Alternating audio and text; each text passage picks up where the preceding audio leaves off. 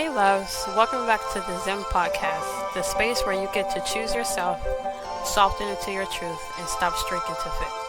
I'm your host, Darisha, and today we're having a real conversation about something so simple, yet so hard for many of us: self-boundaries. Not just the kind you set with other people, but the kind you keep with yourself. Because let's be honest, some of the hardest boundaries to hold are the ones we break quietly when no one is watching. Ever say you wouldn't answer emails after 6 p.m., but did it anyway? Promised yourself you'll rest this weekend, but filled your calendar because you didn't want to let anyone down? Same, been there, still working on it. Quick table: self-boundaries versus external boundaries. What does self-boundaries versus external boundaries look like? Let's break it down together, because when we talk about boundaries, we often focus on what we tell other people. But some of the most powerful boundaries are the ones we keep with ourselves, and honestly, those are sometimes the hardest to hold. So let me walk you through a few examples of self-boundaries and how they connect to the boundaries we set with others. Like this one. Let's say you decide to turn your phone off after 9 p.m. That's a self-boundary. You're choosing to protect your energy, your peace, your sleep.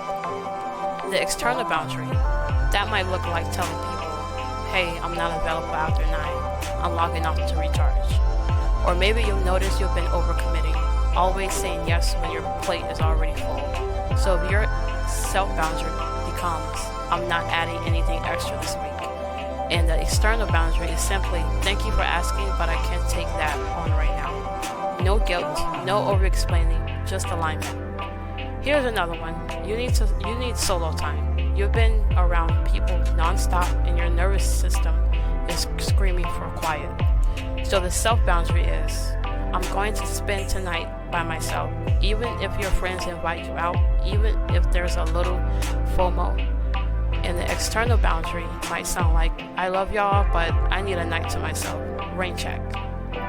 This next one is big, especially in the digital world we live in. You feel drained and social media isn't helping, so your self-boundary is logging off, closing the app, protecting your mental space.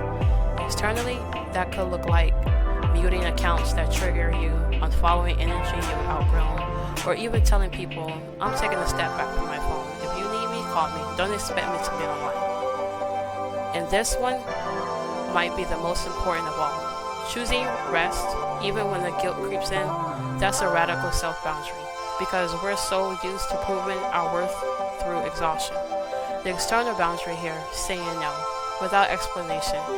No to the extra shift, no to the Zoom call, no to the quick favor. Just, I'm resting, period. These boundaries, both internal and external, are how we protect our peace in real life, not just in theory. And the more we honor them, the more we start to trust ourselves.